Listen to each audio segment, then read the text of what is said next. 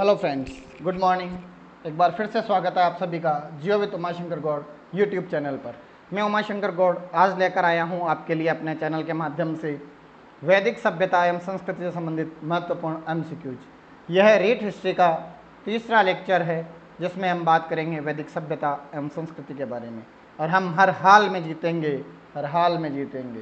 तो आइए, पहला प्रश्न आपकी स्क्रीन पर है कि पूर्व वैदिक या ऋग्वैदिक संस्कृति का काल किसे माना जाता है। तो 1500 ईसा पूर्व से 1000 ईसा पूर्व को वैदिक सभ्यता एवं संस्कृति का काल माना जाता है। अगला, उत्तर वैदिक संस्कृति का काल किसे माना जाता है। तो 1000 ईसा पूर्व से लेकर 600 ईसा पूर्व तक का जो काल है उसे उत्तर वैदिक संस्कृति का काल माना जाता है। अगला प्रश्न, आर्य शब्द का शाब्दिक अर्थ है सभ्य, श्रेष्ठ व कुलीन लोगों को आर्य कहा गया है। तो ऑप्शन बी यहाँ पर सही होगा। अगला प्रश्न, प्रारंभिक आर्यों के बारे में निम्न कथनों में से कौन सा सही नहीं है। पहला, वे संस्कृत बोलने वाले थे, आर्यों की भाषा संस्कृत, ये सही है। वे घुड़सवारी क्या करते थे, वे आवागमन के लिए घोड़ों का प्रयोग करते थे, ये भी सही है। वे कई झुंडों में भारत आए थे, ये भी सही है। और वे मुख्यतः नगरों में निवास करते थे, ये गलत है क्योंकि इनकी मुख्य व्यवसाय पशुपालन एवं कृषि था और ये गाँव में निवास करते थे। तो ऑप्शन डी यहाँ पर सही होगा क्योंकि यह कथन उनके लिए असत्य है।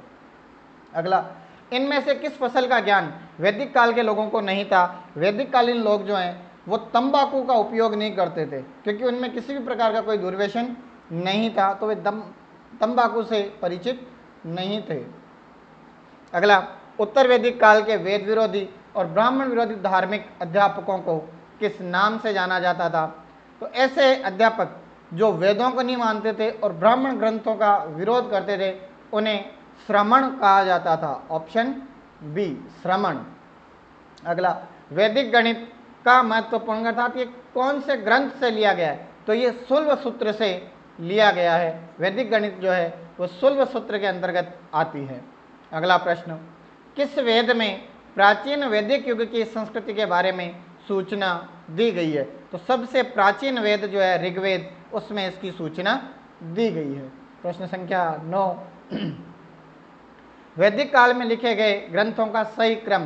तो सबसे पहले वेद लिखे गए थे, उसके बाद ब्राह्मण ग्रंथ लिखे गए थे, उसके बाद आरण्य ग्रंथ और अंत में उपनिषद, ये इनका क्रम रहा था और ऑप्शन ए में यह क्रम दिया गया है। तो ऑप्शन ए यहाँ पर क्या होगा, सही होगा।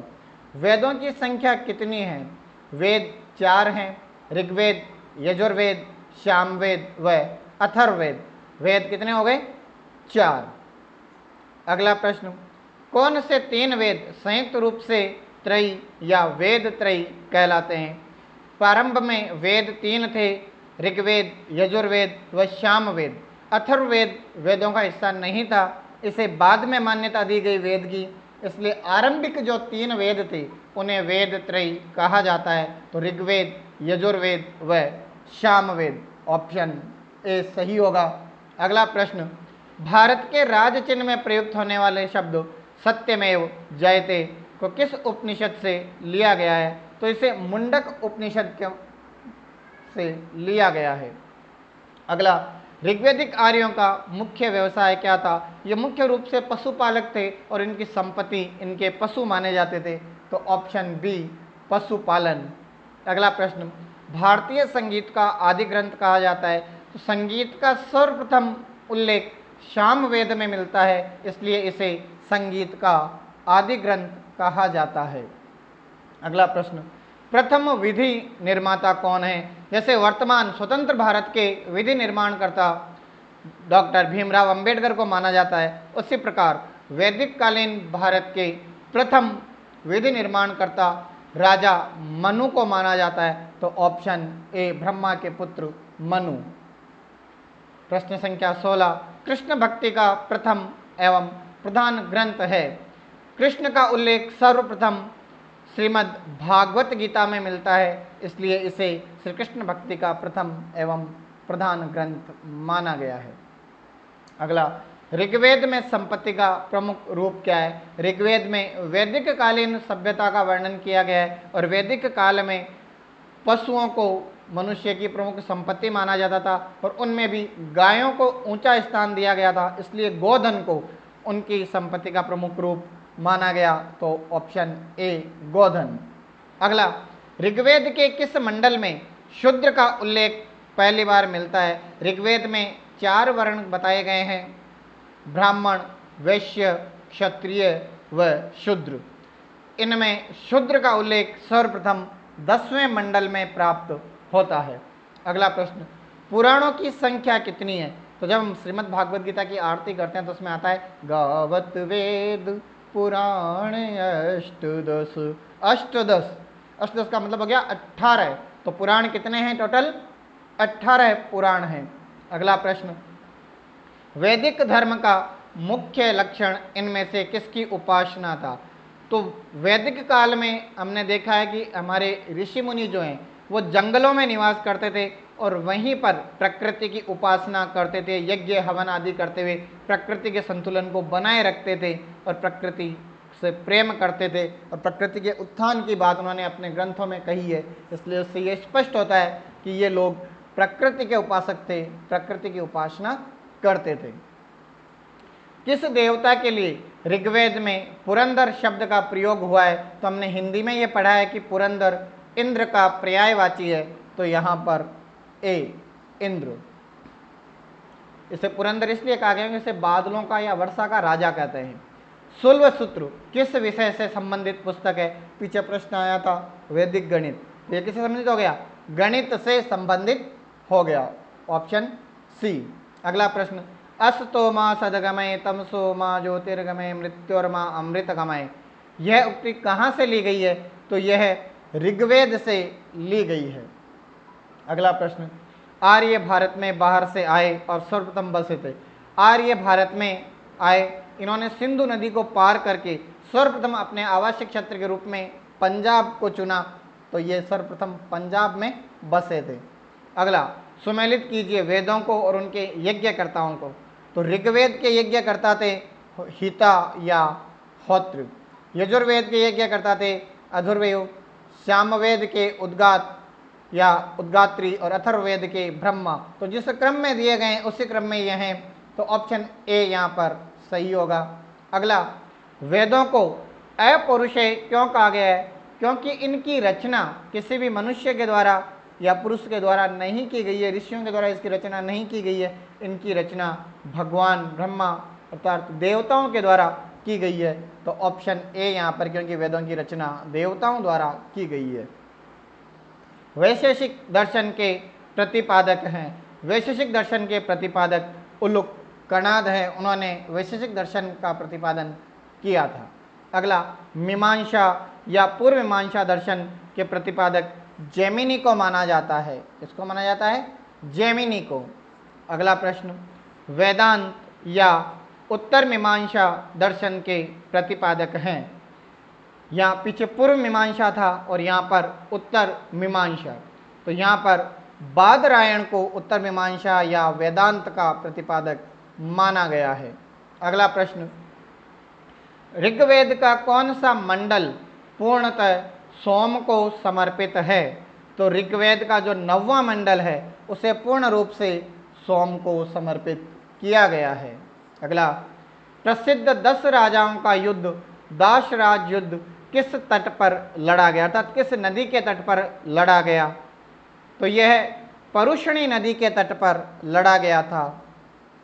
प्रश्न संख्या 32, धर्मशास्त्रों में भू राजस्व की दर क्या है? वैसे तो राजा महाराजा अपनी इच्छा अनुसार भू राजस्व की दर निर्धारित करते आए हैं, लेकिन धर्मशास्त्रों के द्वारा इसका अनुपात 1/6 बताया गया है।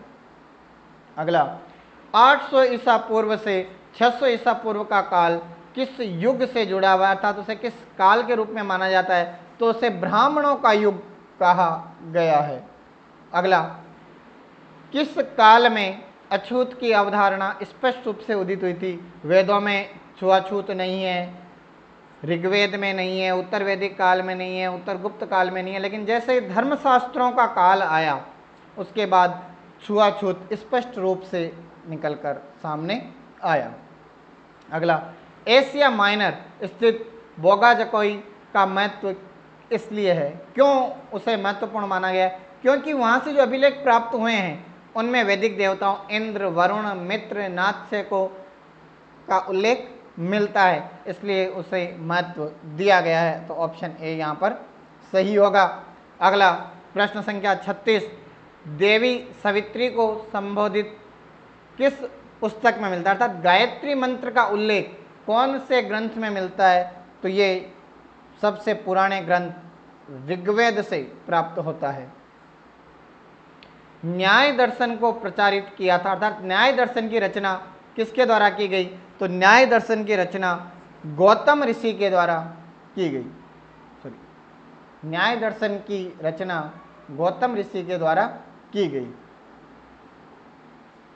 अगला प्रश्न, प्राचीन भारत में निष्क से जाने जाते थे, निष्क स्वर्णाभूषणों के लिए उपयोग में लिया जाता था। तो ऑप्शन ए। अगला, योग दर्शन, आज जो योग चला आ रहा है उसे हम किस नाम से जानते हैं? बाबा रामदेव के पतंजलि के नाम से। तो योग दर्शन के प्रतिपादक योग ऋषि पतंजलि थे, उन्हीं के नाम पर आज बाबा रामदेव ने अपने संस्थान का नाम पतंजलि रखा है। अगला, उपनिषद पुस्तकें हैं, किस पर आधारित है? धर्म, योग, विधि या दर्शन? ये दर्शन पर आधारित पुस्तकें, वेदों को सरल रूप में मनुष्य की पहुंच में लाने के लिए उपनिषदों की रचना की गई थी। अगला है, सुमेलित कीजिए। सूची 1 में वेद दिए गए और सूची 2 में उनमें किन का वर्णन किया गया वे हैं। तो आप यहाँ पर देखिए क्या दिया गया है? ऋग्वेद संगीतमय स्रोत नहीं है। ऋग्वेद में किसका उल्लेख मिलता है? संगीतमय स्रोत तो है सामवेद। क्या है? सामवेद। ऋग्वेद में किसका वर्णन मिलता है? प्रार्थनाओं का। गायत्री मंत्र था ना ऋग्वेद में, तो प्रार्थनाओं का उल्लेख मिलता है।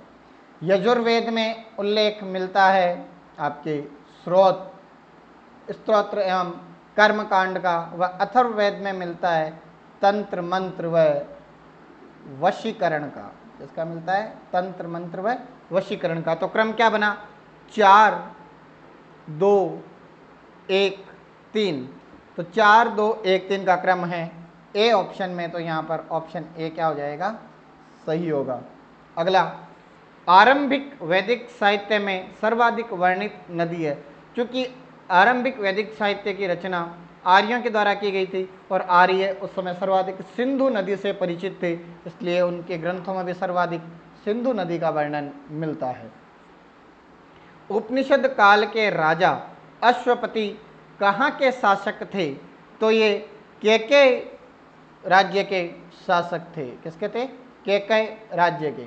अगला, आध्यात्म ज्ञान के विषय में नचिकेता और यम का संवाद किस उपनिषद में प्राप्त होता है? तो नचिकेता की कहानी कठोपनिषद में आती है। तो ये ऑप्शन सी सही होगा। अगला, वैदिक नदी कुंभा या काबुल का स्थान कहाँ निर्धारित होता है? तो इसके तट पर काबुल शहर बसा हुआ है। तो ये काबुल कहाँ है? अफगानिस्तान में। तो ऑप्शन ए। कपिल मुनि द्वारा प्रतिपादित दार्शनिक प्रणाली है सांख्य दर्शन। कपिल मुनि के द्वारा सांख्य दर्शन का लेखन किया गया था या प्रतिपादन किया गया था। प्रश्न संख्या 47, भारत के किस स्थल की खुदाई से लोह धातु के प्रचलन के प्राचीनतम प्रमाण मिले हैं? तो अतंज खेड़ा नामक स्थान से लोह के सबसे प्राचीनतम प्रमाण मिले हैं। अगला प्रश्न 48वां, निम्नलिखित में से किसका संकलन ऋग्वेद पर आधारित है? तो सामवेद का संकलन ऋग्वेद पर आधारित है।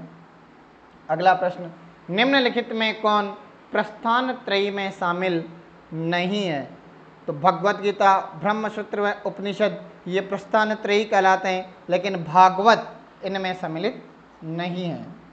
अगला, कर्म का सिद्धांत संबंधित है। कर्म की विवेचना किसके अंतर्गत मिलती है? तो मीमांसा में कर्म को प्रमुख स्थान प्रदान किया गया है। अगला, सुमेलित करना है वेदों को और उसके अंतर की गई वर्णन को। तो अथर्ववेद, ऋग्वेद, यजुर्वेद व सामवेद। सामवेद में संगीत है, यजुर्वेद में औषधियाँ हैं, ऋग्वेद में बलिदान है और अथर्ववेद में ईश्वर महिमा। क्या ये सही है क्या? नहीं। यहाँ सही क्या होगा कि सामवेद में संगीत है, बिल्कुल सही है। और अथर्ववेद में क्या ईश्वर महिमा है या औषधियों से संबंधित वर्णन मिलता है? बताइए। तो यहाँ पर हमारा जो ए है वो सही होगा, ऑप्शन ए यहाँ सही होगा। चरक संहिता नामक पुस्तक किस विषय से संबंधित है? तो चरक संहिता चिकित्सा से संबंधित है। अगला प्रश्न, यज्ञ संबंधी विधि विधानों का पता किससे चलता है? तो यज्ञ संबंधी विधि विधान यजुर्वेद में आते हैं। अगला, वैदिक युगीन सभा है, मंत्रिमंडल को वेद युग में सभा के नाम से जाना जाता था, तो ये मंत्री परिषद थी। अगला, वैदिक युग में प्रचलित लोकप्रिय शासन प्रणाली थी। वैदिक युग में गणतंत्र शासन व्यवस्था थी, उस समय राजा निरंकुश नहीं हुआ करता था, तो यह गणतंत्रात्मक शासन प्रणाली थी। सबसे प्राचीन वेद ऋग्वेद को सबसे प्राचीन वेद माना गया है। निम्नलिखित में से कौन भारतीय दर्शन की आरंभिक विचारधारा है? तो सांख्य दर्शन को भारतीय दर्शन की आरंभिक विचारधारा माना गया है। अगला, सांख्य, योग, न्याय, वैशेषिक, मीमांसा एवं वेदांत, इन 6 भिन्न भारतीय दर्शनों की स्पष्ट रूप से अभिव्यक्ति हुई थी वैदिक युग में। कौन से युग में? वैदिक युग में। प्रश्न संख्या 59, निम्नलिखित में वह दस्तकारी कौन सी है जो आय द्वारा व्यवहार में नहीं लाई गई थी? तो लुहार जो है उसे आय द्वारा व्यवहार में नहीं लाया गया था, तो ऑप्शन डी। अंतिम प्रश्न, सुमेलित करना है। एक में उपवेद है और दूसरे में उससे संबंधित वेद। इसमें ऑप्शन ए आयुर्वेद किससे है? तो आयुर्वेद ऋग्वेद से संबंधित है। धनुर्वेद ये आपके यजुर्वेद से संबंधित है।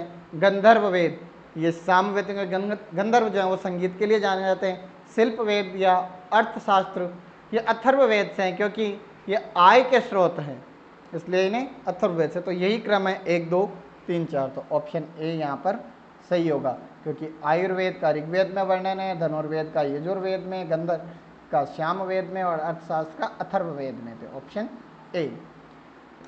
ये थे आपके वैदिक काल से संबंधित 60 प्रश्न।